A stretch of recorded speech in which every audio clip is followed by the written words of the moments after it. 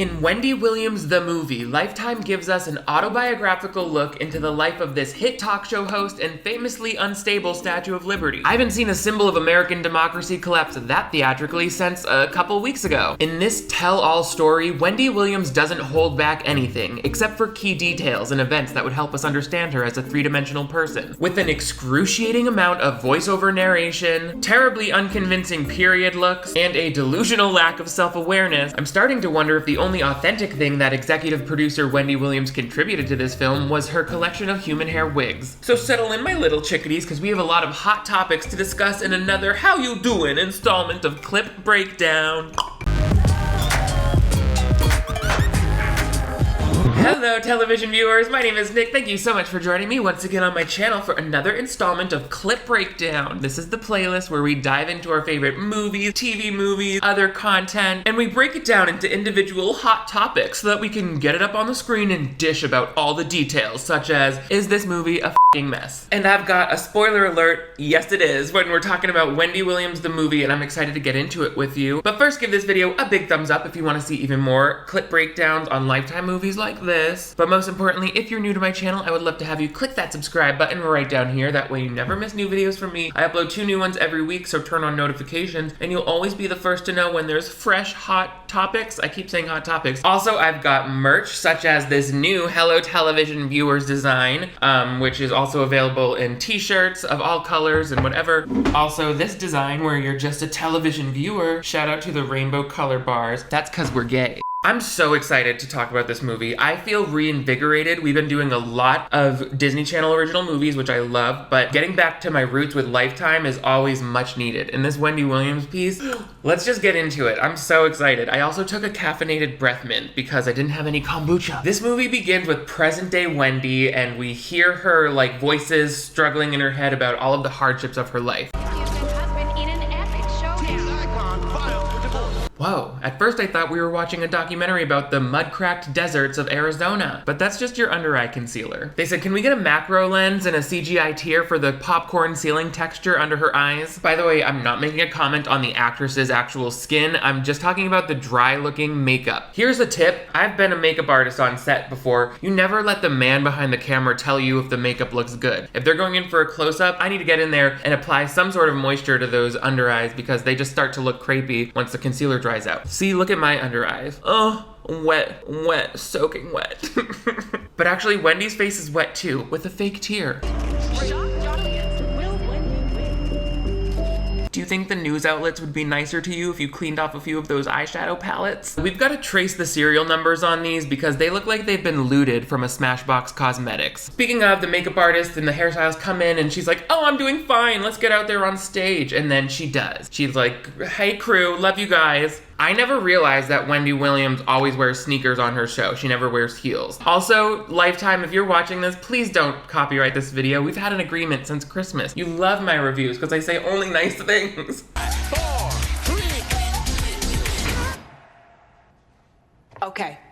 Real talk, what the hell is going on with Wendy? I mean, everybody's been asking me behind the scenes, behind the hype. I mean, Wendy, how you really doing? She said the catchphrase, everyone, so if that's all you're here for, you can go back to watching TikTokers reuse old jokes from Twitter. They checked off that box quickly. Also, you know a movie is gonna be creative when they do that thing where it's like, freeze, I bet you're wondering how I got here. I think we can aspire to more complex storytelling devices than that of Zach Morris from Saved by the Bell. Let's move on. Wendy in this dialogue to the camera, oops, I got her voice for a second. This dialogue for the camera, she says like, everyone's been wondering what's up with me. Let me tell you the whole story. Poor young Wendy had a rough life. Wendy, we just bought you a size 12. Now we're gonna have to go and get a 14. Wendy, you'd be so beautiful if you just lose some weight. Thanks, Dad. You'd be so beautiful if you just didn't look like a mummified corpse in a bowling shirt. Like now I'm getting beauty tips from Oatsy the Iceman over here? I don't think so. The parents in this, they seem too old when they're young, and then they seem too old when they're old. I don't know if that's nice to say, but that's how I feel. Despite everyone constantly criticizing Wendy's body, she shows like early signs of independence in the most feminist way TV can ever think to show. Yes.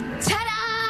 Great work zipping up your own dress, sweetie, but it's still about 6 inches too short. So maybe try and keep your arms down. They really got this poor girl on television in a medium t-shirt and white tights. Okay. Great budget, Lifetime. I'm loving the period costumes. They're like, we got it from the vintage section at Forever 21. It's at this point, just 3 minutes into the movie, that I realized the voiceover that Wendy started us off with is going to be a heavy feature throughout the whole movie. It's not going away anytime soon. She goes to this birthday party and they're playing musical chairs. If I obey the rules for once in my life and get my butt on that winning chair, I will be the hero today. Which one of you damn kids has been clawing at the carpet like a cat? I told you use the litter box. Also, I think this girl is overestimating how people feel about the winner of musical chairs. You're never the hero for doing that. It's not the sword of Excalibur. I would be a hero today. I will be the hero today.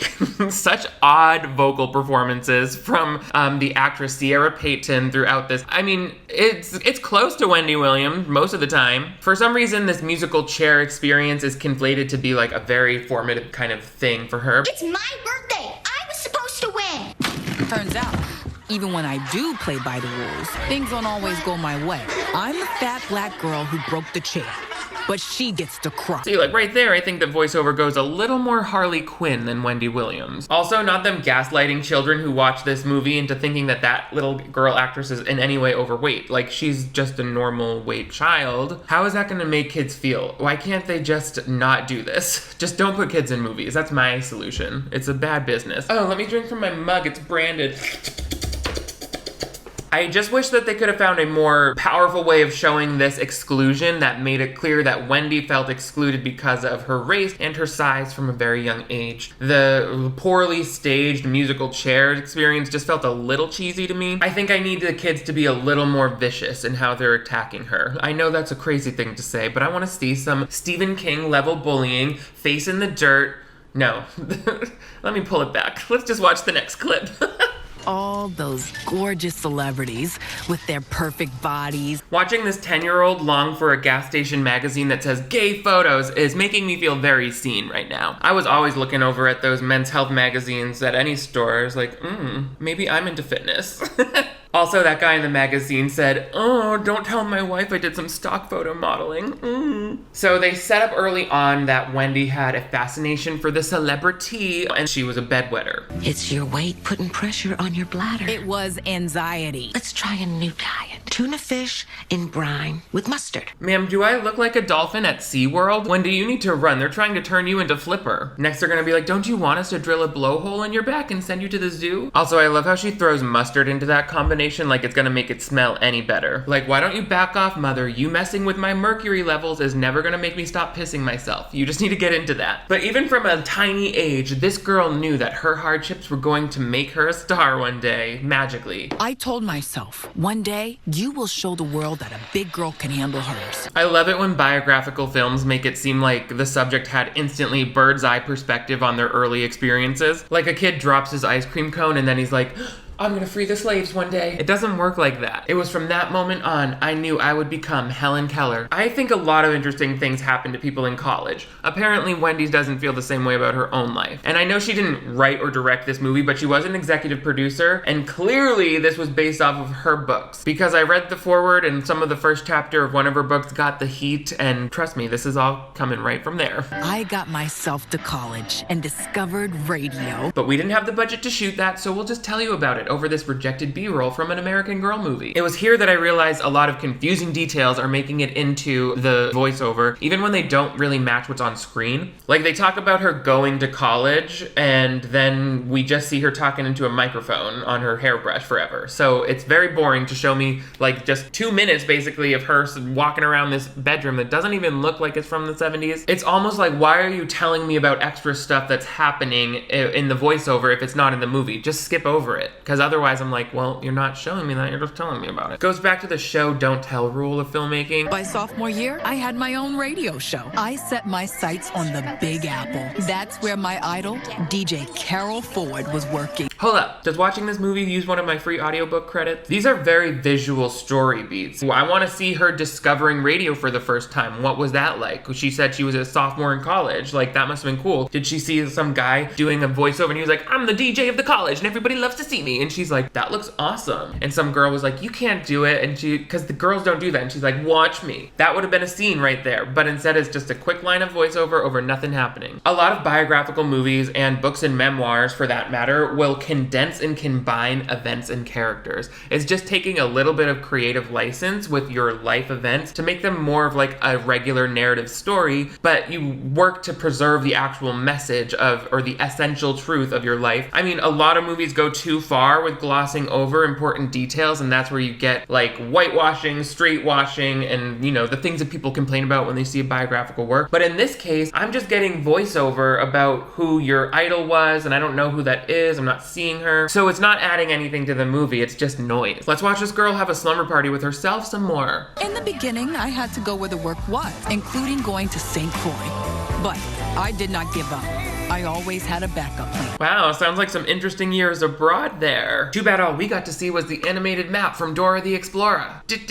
Dora. What was it like working in St. Croix? I don't know what that even would be like, living in St. Croix, so I want to know. I only drink LaCroix. Eventually, Wendy makes it to Washington, D.C. with her first radio gig. She's not well received. I just want you to know that I've really been thinking about how to be an asset here. She said, I don't need an asset, I need an ashtray. So why don't you kick off one of those shoe-dazzle slingbacks and let me stub out my cigarette in it? Everyone's rude to Wendy, and it's like, oh, she's not getting any love. That's a global note for this. I'm not trying to poke fun at Wendy's story at any point, because I think she really does break down barriers and did a lot of amazing things in her life. I just don't like the way the story is told. It's not as powerful as it could be, which is a shame, especially if you're executive producing your own story. Like, mama, where's the glamour? Make it stunning. Her hair looks amazing in this whole thing. They did pay really good attention to the hair. The rest of the styling, not so convinced. Coke was everywhere in those days. It suppressed my appetite and gave me all the chemical courage I thought I needed. Along with almost zero harmful side effects, according to this movie. Throughout the script, Wendy talks about her Coke addiction like it's the same as adding a little too much Splenda to your coffee every day. This is where it starts to feel like we're watching a very authorized biography, which to me, as soon as you see someone as the executive producer of their own story, you know, okay, it might shy away from a lot of the more gory details. It just might not be as like honest of a look at the events of someone's life. Like, for example, Wendy just zooms forward to her basically using, like, it helped me lose weight. That's why she was doing it. But I don't know, when did she start using drugs? Was that in college? How did that relate to her being in radio? Did the radio industry get her into it? What made it seem glamorous? Like, all of that would be interesting to know, since this addiction is something that she carries with her throughout the entire film. You hear that helicopter? What if a ladder just lowered down and I was like, I'm coming for you, Wendy. I'll save your drug addiction. So at this first radio job, Wendy is talking to a big music guy, and he's flirting, and he takes her back to the hotel room. I didn't have a clue. I thought this cute, talented music guy was gonna be my boyfriend. Then can you ask him how he got a flat screen TV all the way back in 1987? No one noticed that the largest, shiniest piece of furniture in the shot was from the wrong decade? Okay, maybe they just didn't care. Who knows? Lifetime movies always do this. They're like, this scene takes place in 1973, as symbolized by that beige lamp over there. And then the person is like on their iPhone. Wendy thinks that this guy's gonna take her out to a cool business party, but he's obviously got other plans on his mind. They probably didn't mean to make it seem like his genitals were emitting a warm glow, but again, I wasn't alive in 1987, so maybe that's period accurate. The movie then goes into a rather upsetting scene of sexual assault against Wendy that really was very uncomfortable to watch. I think there's so much strength in survivors telling their story in this way, even when it's not comfortable for the audience, so I definitely applaud Wendy for this. Like, they didn't shy away from showing how it was both sudden and terrifying and deeply upsetting to her in the moment. Having said that, I think they maybe might have oversimplified a depiction of how people recover from that trauma, because she was basically like, I decided right then and there no one would ever tell me to be quiet again. And then she comes into work the next day sort of like this outspoken, confident person. Maybe that's accurate and that's how it really did happen, but for me it felt like, oh, overnight processing and moving on from that as a stronger person seems a little quick. I just want to say thank you so much for letting me play a contemporary song here and there during my shift. I'll be playing a lot more like that. a lot more of my own thing. I love how they tried to give this woman 80s hair and makeup, but she looks like she could be the guest speaker at any modern day university. Tell me she didn't get that done in Dry Bar, West Hollywood. They're like, no, it's the 80s. She's wearing a necklace. So while Wendy is working this low-paying job in Washington, D.C., she's sending out demo tapes to everybody because she really wants a job in New York. That's her main goal. But with the assault that just happened and the AIDS epidemic, while she waits to hear those results, she's feeling very overwhelmed, and we see how alone she kind of feels. Entertainment business is just really crazy, Dad. Why don't you come on home and get a steady job in a stable field? Something sensible. Why don't you come home and get a stable job in a steady field? Something sensible. Today's dialogue was brought to you by the letter S. Like, was that a Connect 4 on your concerned parent bingo card, Sam I Am? When she finds out that she didn't contract HIV or AIDS from her attack, she really leans into her drug addiction. This is basically the deepest they get into showing her lowest lows. I was gonna make my own part. I would never accuse this actress of never having actually done coke in her life, but why is she sucking it off her fingers like she's been eating teriyaki chicken wings? She's like, oh, so delicious. Like, Mama, I think you're supposed to rub it on your gums, not eat it like it's fun dip, but it's your money. Despite her saying in the voiceover that her best relationship was with drugs at the time, they fail to ever really show what that rock bottom looks like. It always stays fairly vague and glamorous. It's like, you smoked cigarettes at the time? Okay.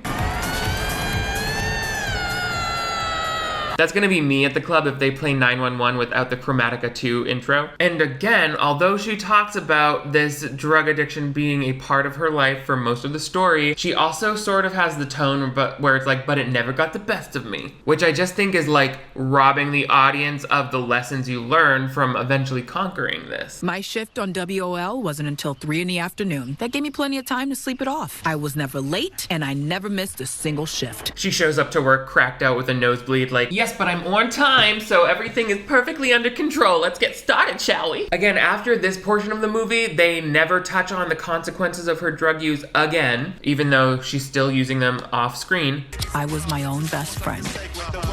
No one better. Mama, if you don't stop licking those drugs like it's buttercream, I'm gonna need to grab you some hand sanitizer. This is getting gross. Let's stop talking about that before the YouTube notices. After sending out all of those audition tapes forever and ever, Wendy finally gets a job somewhere else. I've been offered a full-time position at Hot 103.5 in New York. They threw me out like I was trash. Wait, how are you the victim of voluntarily leaving your job for more money? It seems like you were quitting. What were they supposed to do? Offer you stock options? I'm genuinely confused how she felt she was wronged there. She's like, they threw me out, and like, you told them you were leaving. Her time at Hot 100 in New York is a confusing blur for me as well. I was at Hot 103.5 for 2 years. And when Hot 103.5 became Hot 97, I had an even greater time. She changes jobs and radio stations so much in this movie. I'm like, did we really need to script a voiceover for every citation on her Wikipedia page? And I'll never know the truth of why they fired me. I'm starting to think they might have just found you really annoying. She indicates that this might have been because of sexism, but imagine if she wasn't talking through it and we could have had a cool scene there where it was heavily implied. Like, condense some of these moments. I don't need to know about the radio station changing numbers, because what does that matter to me? Just show me the main struggles that you had in that arena, or that initial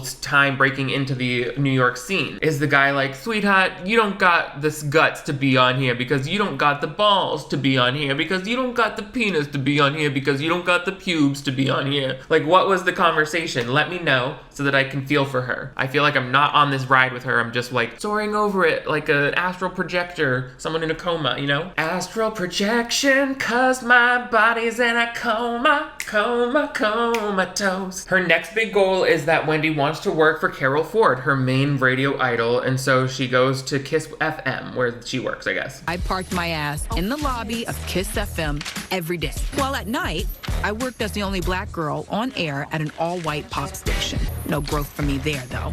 You know? I don't know, actually. Maybe if you showed us a scene that took place there, rather than just you reading tabloids and eating choritos. Also, with a diet of only fried food and cocaine, she must have been going home every night to have torrents of diarrhea. Where's the chapter on that in your book, Double Dubs? Finally, after sitting there for 2 whole weeks, she gets an offer. I don't know if this really happened in the 80s and 90s. Gosh, I hope not. You've been sitting out there for 2 weeks, so You get the shot. Lucky you. Actually, you've made your own luck. See, these types of experiences are the reason our parents never understood the millennial job market. When I needed a job, I just parked myself in the lobby until they offered me my dream position. Yeah, well, they have security now, so you would get tased, Carol. Like, I just don't know if this actually happened. I don't trust that it actually happened. Maybe it did. I've only ever seen it work once for Rory on the Gilmore Girls, but even she had a binder full of her student newspaper articles. This is Wendy's first time on the air. She starts like doing something brand new to radio. They just gave her this chance. Friends of theirs are saying that they had never heard them sing before they were Milli Vanilli. We don't do that here. Not on the radio. Listeners want to know this type of stuff. I mean, they have a right to know. It's revolutionary. Wow, I didn't know Wendy Williams invented broadcasting news over the radio. I guess I just sort of assumed that was one of its original intended uses. You're telling me no other DJ had ever thought about giving interesting facts about the artist in between songs? If you say so. I'm not here to ask questions, okay? I turn to Lifetime when I need to numb the pain of being alive. Again with the too many details. 1 week later, Tony left, and Vinnie Brown became the new program director. Then why even introduce us to Tony? How come I get a detailed voiceover every time she gets a new boss, but she only had to be on the air for 2 seconds before they were like... It's revolutionary. Again, the story details I don't think need to be this historically accurate when they just add confusion to the story. Or if you really need to have both of these guys in, like Tony leaving and a new director coming in, make it a conflict, right? Like maybe Tony just gave her this big shot, and then the new guy coming in is like, no, we're not doing this talk, shock, jock stuff. So maybe he's like, you're on your last week, and then finally something happens where we realize, oh, the audience is really responding to this. They're recognizing her on the streets. They love her. That was actually a line I picked out of the book where some program director realized people were saying hi to her on the street, and she would be like, hi back. So he realized like she had real star power. We don't get anything like that in this. How do I know that she's revolutionized the radio industry if we never see it? It would be exciting and it would feel dramatic if we thought she was gonna get canceled before it even gets off the ground, but then the callers calling and they're like, you saved my life because I thought life was so boring, and then I realized Tom Cruise had a life outside of movies. So Wendy for the next period of time is like living her life. She's dishing all the dish on all of the celebs when she's giving her details on the songs. She has a new assistant, she has new security. It's all coming together. She's building her little empire. I had to hire myself some major muscle.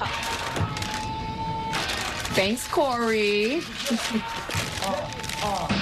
Was McDonald's selling McDrugs in the 1990s? Oh, sorry, that's a bag from D&G Burgers, which I think is right next to the Choritos factory. Wendy's getting in all the magazines, going to all the parties, where she meets her first kind of lover of this movie. She has a few, not a judgment, just really boring after a while. I met Eric B. when he and Rakim came to Kiss 98.7. We started dating.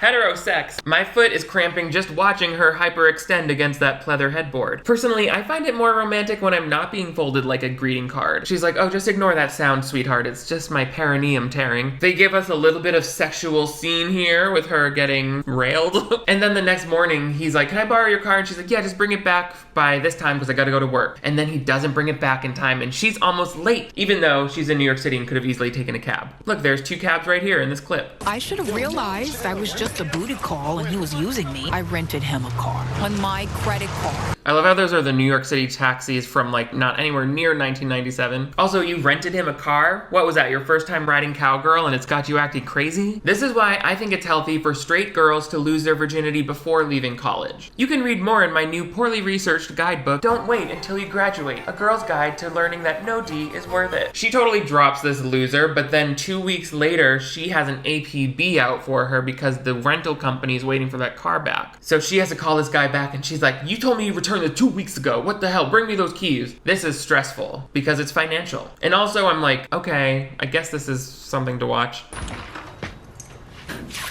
Our relationship didn't even last a year. My credit was ruined. Trigger warning, sexual assault and bad credit scores. But bad credit is not the only thing that he cursed her for life with. And I was growing his seed. Ugh, if you're gonna say it like that, at least pass around the trash can so we can all vomit into it. Wendy decides not to keep the baby, and then later she meets her actual future husband, but actually not even her first husband. Kevin, if you told me this guy was going to be my husband, I wouldn't have believed it. And yeah, I'm skipping over my first husband because he was just a rebound, lasted 5 months, and frankly, it's not interesting enough to talk about. Then why did you bring it up during this feature film about your life? Also, just based on the pacing of this story so far, I don't think I trust you to decide what's interesting enough to talk about. But of course she's intrigued by this Kevin guy. So I'm at 1440 Broadway. I get off at 7. If you're here, we'll ride. If not, your loss. Me ordering from Domino's. They're like, so is that for pickup or carryout? I'm like, you tell me.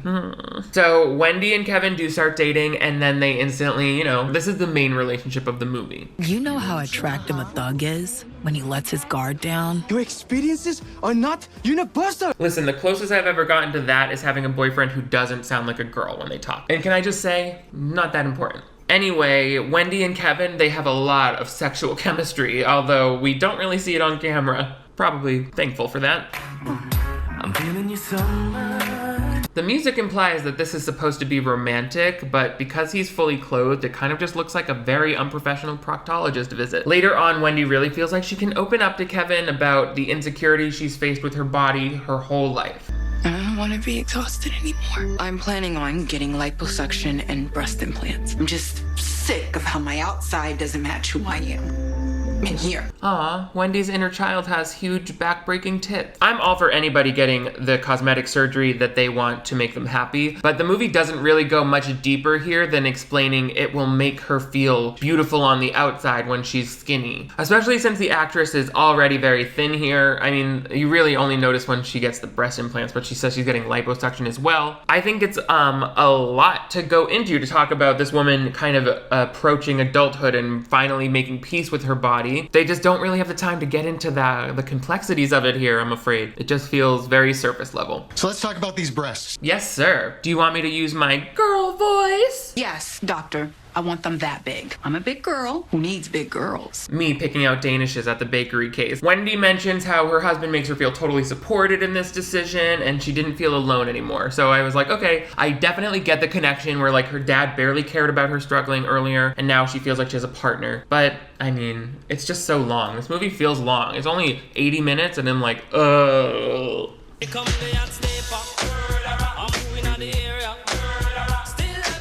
Alright, gentlemen, I don't know if this surgery was an open invitation to leer at her chest. Also, you can clearly see old man Nipples here stepping out of the way of the camera operator. He's like, ooh, back against the wall. They had a very tight group of extras for this whole movie. Like, you'll see those hallway people throughout the whole thing, probably due to quarantine restrictions. Wendy gets on the air and talks very openly about her plastic surgery. I don't know, was the 1997s the same as colonial England? Like, no one talks about nothing on the radio here. You can't talk about your plastic surgery on the air. You're off the air for 2 weeks. And when you come back, tone it down. Let's not get into a conversation about tones, Miranda. When your foundation shade is clearly not the same as your neck skin color. Let's talk about undertones first. Let's start that conversation. Wendy is all mad about being suspended, and right as she's leaving, a group of women who she badmouthed on the radio, the group Total, by saying they're broke, they're out there menacing her. But we get her husband to come to the rescue. I don't like it. I don't like it. Is that the girl from Total? Yo, who wants? Come here. Get on out of here. Sing your butt on that motherfucking car. Come here. Come here. You all right? Okay, we'll get you. Oh my god, that was so scary how nothing happened. And also how the movie is half over and nothing happened. Ooh, is something gonna happen? I just wish that instead of like a literal blow-by-blow tale of events from her life, the filmmakers knew what the overall message or story was so that they could just focus in on that, or a conflict that conveyed that. At the beginning, they hint about it using her loudness and her larger-than-life personality to her advantage, but there's also a lot there about being a woman in the industry, and there's also a lot about being a black woman in the industry. I feel like they could have just narrowed the scope of the film down to a shorter period of time that really like culminated and embodied that whole message for her. I think they're taking on too much with the way they try to tell the story, and it feels like I'm getting nothing. But now that she has the love of Kevin, she's finally ready to kick that annoying cocaine habit that she barely talks about. I was dating a nice man, a man who knew I had a cocaine habit. It took me 4 days to quit. Cold turkey. It wasn't easy, but I knew why I was doing it. I think that was the most glamorous depiction of cocaine withdrawal ever put to film. It took me 4 days to empty the cocaine out of my handbag collection and I never looked back. Like, this makes it seem like Wendy Williams lacks awareness about herself or about why people become addicted to drugs. She's making it seem like it was just a chemical dependency, something that she used to lose weight. But I think most people who've battled with addiction know that it's also a psychological illness. So just getting rid of the drug itself doesn't usually fix all your problems. Now we come up to around 1998, I think, where Wendy Williams is on the radio and a lot of stuff is happening with her career a la black rappers. There's this fascinating article in there about this gay rapper. Yo, son, I have no idea. You notice some of these hip hop guys are into that lifestyle. I got no comment, Wendy. You got no comment? See, in the 90s, Wendy would get on the air and allege that a lot of different rappers were secretly gay. And some of them would actually get upset about that just because it wasn't true and she had no proof. Here's an example of Wendy outing someone with the utmost respect and subtlety. Right, get a little closer to the mic. Look, that's... See, I told you he was in the lifestyle. Ah! Wendy, stop. He's like, Oh, so she was bullying people like the boys in my 7th grade chorus class. If I can't act gay while I'm singing baritone in Somewhere Over the Rainbow, then this whole f***ing planet can just spin into the sun. How about that? Wendy famously got kicked off the air for making Puff Daddy really mad with one of these allegations. I got the biggest music producer in the industry up my ass. Are you gonna let me back on the air again or not? I have no idea. How to style your hair for work? Yes, that's evident. They really fight against symmetry in some of these TV movies. They're like, what if everything was that way? Just another trigger warning here for issues with pregnancy. Wendy Williams finds out that she's pregnant and then shortly thereafter, sadly, suffers a miscarriage. Trigger warning. Oh, we got The rest of the story is going to be rough. Oh, do you think this has been an effortless viewing experience so far? Because in the very last scene, you miscarried on the toilet. But quickly thereafter, it seems Wendy gets pregnant again. However, then they're in some sort of gas station and she faints, has pains again. So something's really wrong and they rush into the hospital. Excuse me, Miss Wendy. I don't mean to be rude, but I listen to you every day. Can I have your autograph? Well, my uterus just slid out onto the floor tiles of a 7-Eleven, so your timing is still coming off just a little inconsiderate. Sis, go back to your rounds. We don't have time for this. Very unfortunate scene where Wendy finds out she's had a stillbirth and she has to deliver the baby still. This moment really worked, you know, because there was no voiceover getting in the way. We actually got to be there with the actress when she hears the news and she struggles through it, so it really hit me. I wish the movie had more beats like this. So after this terrible experience, she finally gets like a 5th opinion from some doctor who gets to the bottom of why she's having trouble remaining pregnant. My cervix is a bit weak. See, you gotta put one of those chew toys in there that helps strengthen dogs' teeth. And no, I'm not a doctor, although my neighbor in New York did show me her vagina once. So to handle this, Wendy spends her entire pregnancy on bed rest, broadcasting from her home, very 2021 vibes, but she started it. She pioneered that too. And that results in the successful baby birth of her healthy, birthy baby. That baby said, "Blorp, I'm being born." I'm about to tell you a lot of crazy stuff about my marriage, but my son is off limits. Wendy Williams is such an untrustworthy character in her own story. It's just like Catcher in the Rye if Holden was getting by hot black guys. Speaking of sex, the husband is caught cheating on Wendy. He admits to it and says it's over, but then she follows him and finds out it's not over. You know how I always say you should have a private investigator on speed dial? No, I don't know how you say that. Talk to me like I'm one of the 6.99 billion people on Earth who haven't read your books. Sorry, honey. I'm sorry, honey, but I passed it up. Now look this way. Wendy comes back with the proof of the affair and she like tells the guy, no. We also get this weird like kind of filmmaking device that we haven't seen once in the movie and we'll never see again, where it's like everything goes numb and she has this ringing in her ears. Everything I do, I'm doing for you. I'm protecting you. Everybody got a hit on you because you want to out every rap. Got a coke habit, but I'm boring. I just wanted to have some fun. I thought she was about to discover her X-Men power. Like if she had said like, oh, I had this history of migraines and everything just wipes out my memory and I just go crazy, then I would know what this is, but nope, it's just a dramatic slow-mo type of moment. Have you ever cheat on me again, Kevin? I swear you will lose me. As always, it's so interesting how a man can cheat on a loving woman and he gets respected by all his friends, but if a woman even so much as looks at another man, all she gets is murdered. So interesting. I'm so interested by it. I'm so interested. That's interesting. So basically she takes the husband back, but she's like, that's our last baby. I don't want any more kids, so I'd like to get one of those 10-year IUDs. I love how this movie skips over the time a radio host discovered radio, but somehow we have a whole ass scene about her getting an IUD placed. So Wendy gets a plan to pull her marriage back together. Now I had to get us both out of Philly. You mean all three of you, right? Because of that baby you had a few scenes back? Here's the movie's philosophy on that kid so far. Out of sight, out of mind. So in order to get out of Philly, Wendy takes a New York job again on like an afternoon radio show, and she decides to take on some other creative ventures. I also decided to write a book. It was only 90% narcissism. The rest of it was about wanting to help people see that when you rise and fall, you can rise again. You basically just described your book as being only 10% useful information. Also, so sorry to this typist who has to transcribe all of your handwritten notebooks. This was 2001. I think we had home computers by now, sis. She's writing her book like she's Harriet the Spy. Despite her feeling like she had no place writing a book, it's a New York Times bestseller. Everyone loves it. She's having the time of her life in the early thousands, getting to interview all the celebrities call in and they say, Wendy, Wendy. Whitney Houston. Hey, Whitney in the house. Now, Whitney, are you still on drugs? No. Crack is whack.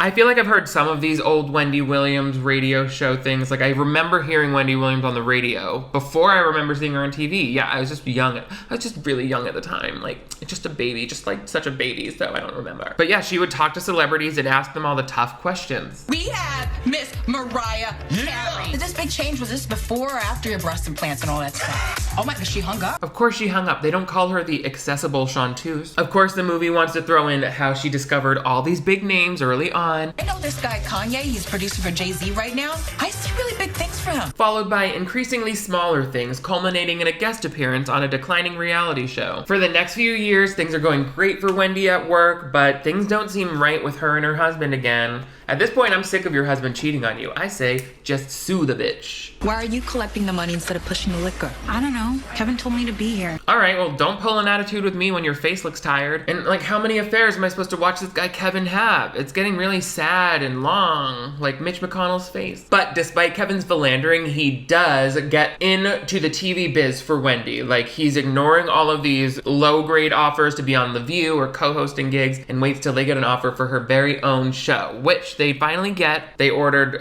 some episodes, but the producer is like, we can't book any celebrities to interview because no one wants to come on this show and talk to you because you ask the tough questions. And that's when Wendy's like, well, maybe I don't even need guests. I can just talk about the hot topics without the guests and I'll talk to the audience. They love me. So that's how Wendy Williams, the show, was born. I was so busy focusing on doing the work and enjoying the fruits of my labor that I was ignoring and actually tolerating how Kevin had gotten bolder and more brazen with his reckless behavior. Mama, this movie's over in another 20 minutes. We don't have time for this dance montage or another affair. I gotta go grocery shopping. You better find some hidden meaning in all this because those end credits are gonna roll through here any second. And I'm still bored. I'm still bored. What? Is that a thing she does on her show? What? Why can't I do it?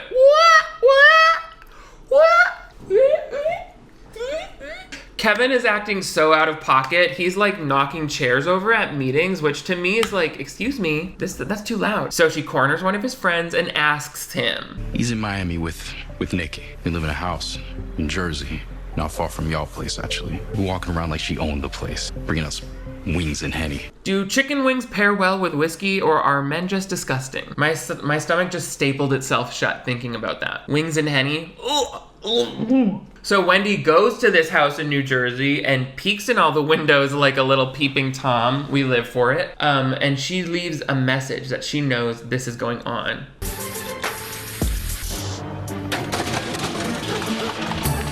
Me as a wedding planner. Congratulations, don't be late on that invoice, f***ers. Obviously, when Kevin sees this damage, he confronts Wendy about his affair. Yeah, just get out of my house. I wanted to end it then, but our son had 2 more years before he went off to college. Waiting until your child moves out won't make the divorce easier on them. It will just encourage them to medicate the pain and confusion with drugs and alcohol. And yes, I am a licensed family therapist. The cost of 1 session at my private practice is your 3 shiniest jewelries. We get some more of Wendy really leaning into alcohol use to numb the pain of this affair. Again, she doesn't seem totally to accept that this has anything to do with her.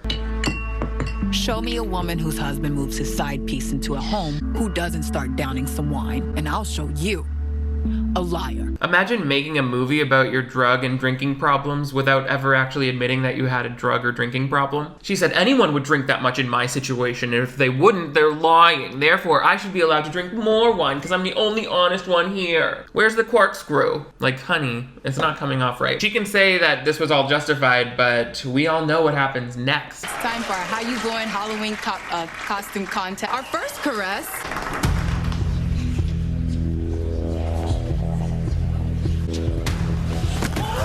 This hits really close to home for me because I fainted in the exact same outfit when I ran out of electrolytes at the circuit party for Don't Ask, Don't Tell being repealed. The only difference is that for my Lady Liberty look, I had my ass painted green also. The dad, who is the husband is like, you gotta go to rehab. And she's like, I don't see why. I just got drunk on TV. Why don't we take you to one of those fancy places, clean up your soul and spirit? I don't want you to start using again. People are talking about you at the show. People are afraid for their jobs. And that is how the man convinces you that you're the problem. By expressly communicating all the ways that you're the problem? I get that she blames his affair for her drinking, but the counter argument would be that a lot of people get into difficult life situations, including affairs, without putting their lives and their careers at risk. So it's kind of just fascinating how much self-awareness this writing seems to lack. You know, it's like, I don't feel like you actually got any perspective on the situation since it happened. And this was only in like 2018, because she goes right into a sober living / rehab facility where they show her like sneaking to get a phone, really wanting to read the news and people taking pictures of her there. But I mean, it seems like a beautiful facility. I have a hard time sympathizing with her. So get me the hell out of here and book me a plane ticket back to New York.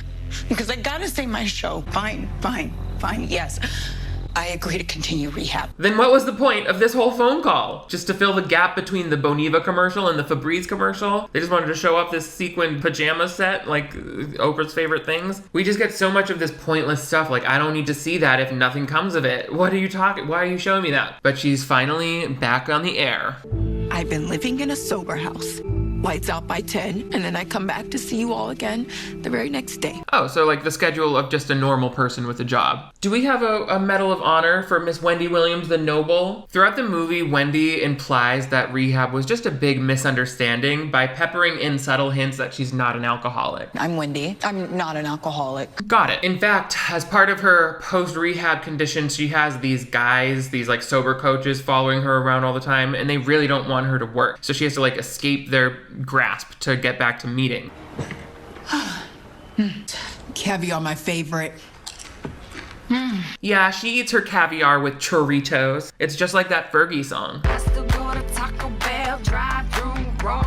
I don't care, I'm still real, no matter how many records I sell. First class, up in the sky. Despite her being completely done with Kevin, he still is like all up in her, and I don't know why her security guards have any business telling her what to do. Security, hello, no, who let him in here? Wendy? Because I want him out of here. He is emotionally, mentally, and physically destroying me. We think it would be healthy for your recovery for you and Kevin to talk. Yeah. You need to comply with your treatment. I'm sorry, who is this man forcing her to forgive her emotionally abusive partner? And do you think he can convince that Uber driver to change that rating he gave me? I didn't emotionally abuse him. I just threw up in his cup holder. For some reason, she's forced to talk to Kevin. It's like, it gets nowhere. It doesn't mean anything. She basically just says like, I'm gonna divorce you. But she's had so many crying conversations like this where she threatens to divorce him that it's lost all emotional weight. But I think this is the final time. I'm about to be a single lady.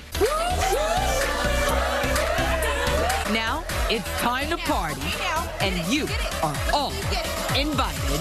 Well, lucky for me, I'm not doing parties this year, so you just go on and have fun. I'm gonna just be over here, worn out and tired from the sad, repetitive details of your life. But now we go back to Wendy in that freeze frame moment where she gets to wrap it all up for us. One time out of 2 times that they wrap things up for us. Parents, siblings, friends, colleagues, the world at large. I was always trying to make them proud. We never once saw you trying to make your siblings proud in this movie, for the record. Not that I expect the writing to suddenly start making sense at the end. She legit didn't have the accent at the beginning of that line. Parents, siblings, friends. And then even though we just saw Wendy wrapping this up, now we get the real Wendy wrapping this up. I've always had a plan. The first big plan was to get out of my parents' house.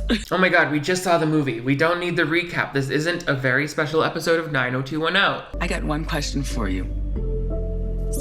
How you doing? Well, I gotta be honest, I'm a little frustrated having spent the last 90 minutes watching this train derailment, but hey, it's Good to meet you, Wendy. Thanks for letting us into the inner you. What did you guys think of Wendy Williams, the movie? Did you find it as messy and unflattering towards Wendy as I did? Let me know your thoughts in the comments below. Also, give this video a big thumbs up if you want to see even more clip breakdowns on Lifetime movies like this. But most importantly, if you're new to my channel, I would love to have you click that subscribe button right down here. That way you never miss new videos from me. I upload 2 new ones every week, so turn on notifications and you'll always be the first to know. I've also got merch. Check out the new designs in the links below, and a Patreon where you can download exclusive content like virtual watch parties, exclusive clip breakdowns, and other awesome stuff. You guys are all the greatest. Thank you for checking in with how I'm doing. I will see you next time.